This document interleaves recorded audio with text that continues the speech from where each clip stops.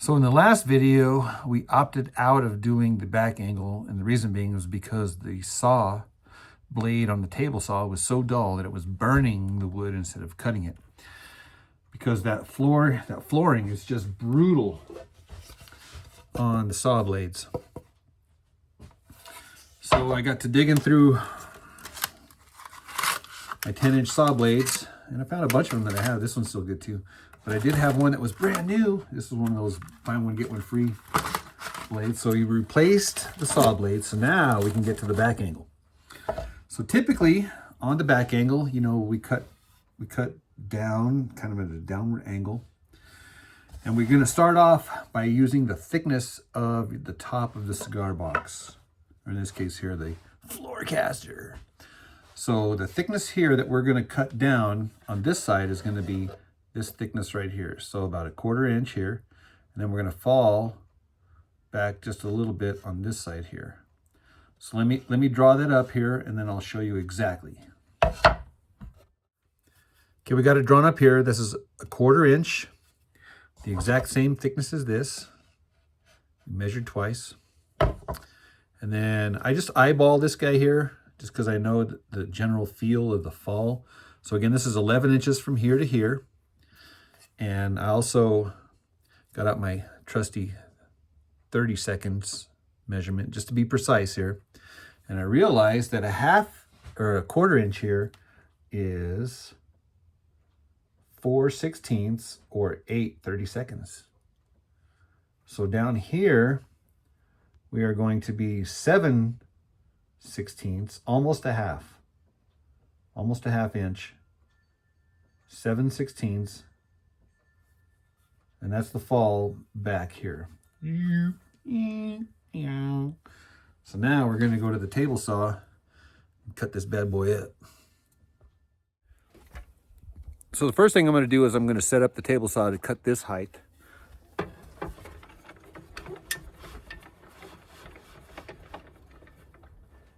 Just like that.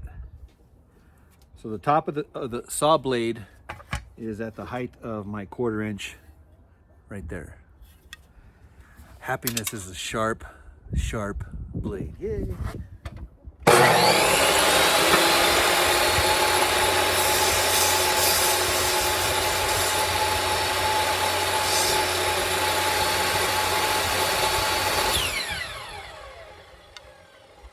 Can go a little higher.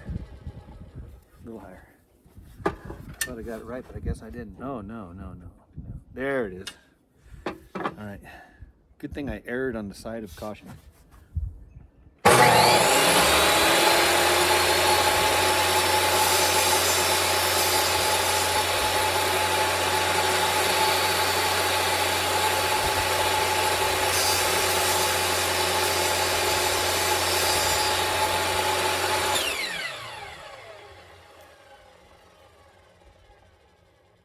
Now, so I'm going to do all 5 of them, and then raise this guy up, and then cut it from following this line here at an angle.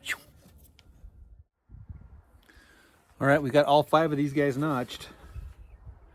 Nacho! And so now what we're going to do, we're going to raise the height of the blade.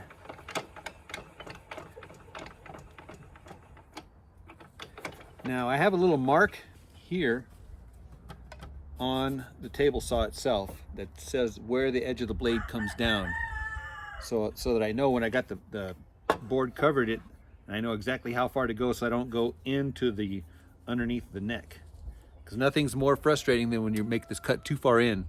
So you want to stop on this side and not this side. That's why I put a little mark right here.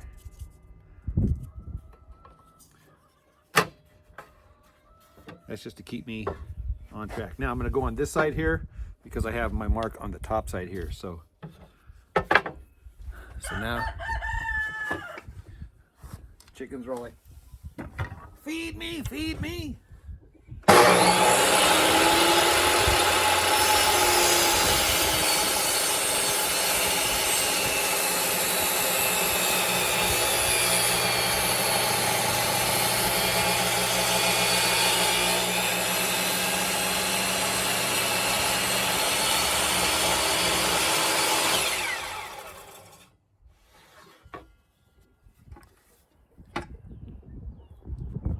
near perfect. Now I've learned on this curly, if I just take this up and snap it, then I'll get wavies right here. So I'm not gonna do that. I'm just gonna flip it over and do the same thing on the other side.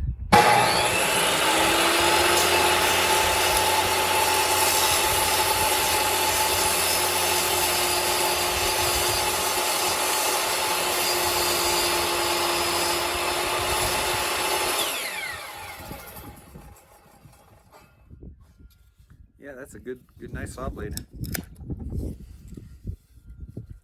And now I'll just go back and file that guy smooth. And then I got a nice back angle, look at that. Thicker on this side, thinner on this side. Here's a good picture. So we go from 1.25 inches down to 1 inch. 1.25 inches.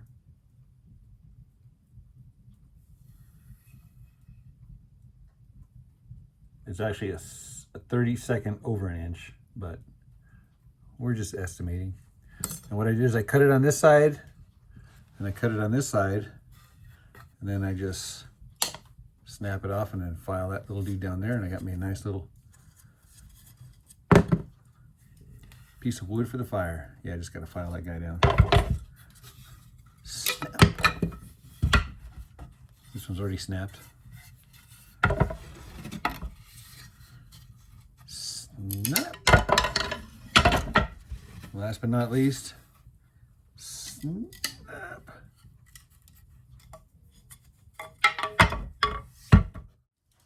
Couple of things to note before we close up shop. So I went ahead and filed all these guys down. But the reason why we go down 1/4 inch here just so happens to be 1/4 inch because these pieces are 1/4 inch thick. And me personally, I like the fretboard to come over the top of the cigar box by about 1/4 inch, at least the thickness of the fretboard itself. Okay, so that's why. It's just personal preference. That's all. But this is what the back angle looks like up here. I know it's kind of hard to see, so I will show you here on. First, I will show you what a non-back angle is. Okay, this is a reverse back angle. In other words, you could call it maybe a forward angle. And that's when the angle, or not the angle, but the gap between the strings here, this one here is more, and it gets less and less and less as it goes here down toward the saddle. So this is like a reverse. Again, a very subtle. If I got the measuring stick here, you'd see that there's actually more of a gap between the string and the top than there is here. It's like goes back. So that's the opposite of a back angle. And what that does is it causes your pick to be hitting the strings while you're picking and stuff. And so you hear a lot of the pick noise, pick hitting the box, which depending on your playing style, that might not be acceptable. Here is a very straight. You've seen these guitars, right? This one here is straight, straight, straight. In other words, there's no angle forward or backwards. It's perfectly straight here. And same thing with me, dude. As I'm playing this, my pick hits the top because my action is such that I don't have such fine control, and my pick actually hits the top of that thing. Now, this next example is a perfect example of a back angle. And it was not built by me. It was built by my buddy Brian at the Hot Sauce Cigar Box Guitar Kitchen. But look at that back angle, dude. Come on, dude. Come on. Here, let me get this out of the way here. This is the little slide that's screwed into a little, like the bottle top. It's in there, so you can screw this in there. But look at that back angle, guys. Now that's I don't want to say too much of a back angle. I mean, so you're definitely not going to be hitting the top of the guitar with your pick over here. And so what that does, it allows you to get all tearing it up and stuff like that. And you don't have to worry about banging the box with your pick. So anyhow, guys, that's the reason why I do a back angle. It's entirely personal preference. I've just grown accustomed to liking the way it feels. See, watch here. This is what I mean, but when you pick.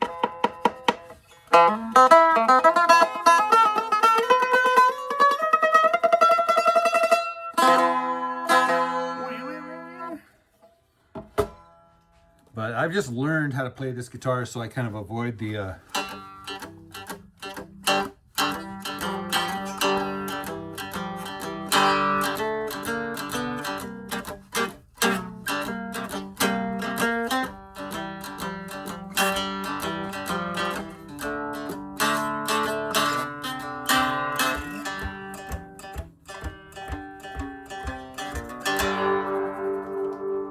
All right, guys, hope you enjoyed this video. If you did, be sure to like, share, comment, subscribe, all that good stuff. And we'll see you in the next video. Cheers. All right, so here we are at the chicken coop. And this little lady here, she gets out like about 3 or 4 times a day. Every time I put her back in, she gets out. Now this thing is like chicken wired like crazy all over, up and down. I call her Houdini. I have no idea how she gets out. I put her back in. I'll even entice her out with food. I'll let all the other chickens out. I'll put the food on the ground outside the fence, and I'll just sit there and watch her. Nothing, dude. And as soon as I turn my back, boom, she's gone. I think she helicopters straight up and out. Like I said, I need to set up like a cam, a chicken cam or whatever, to catch her in the act. In the meantime, I got to come down here every night and put her in, because she roosts right here on that little shelf right there, because she can't get in. She's smart but dumb, you know.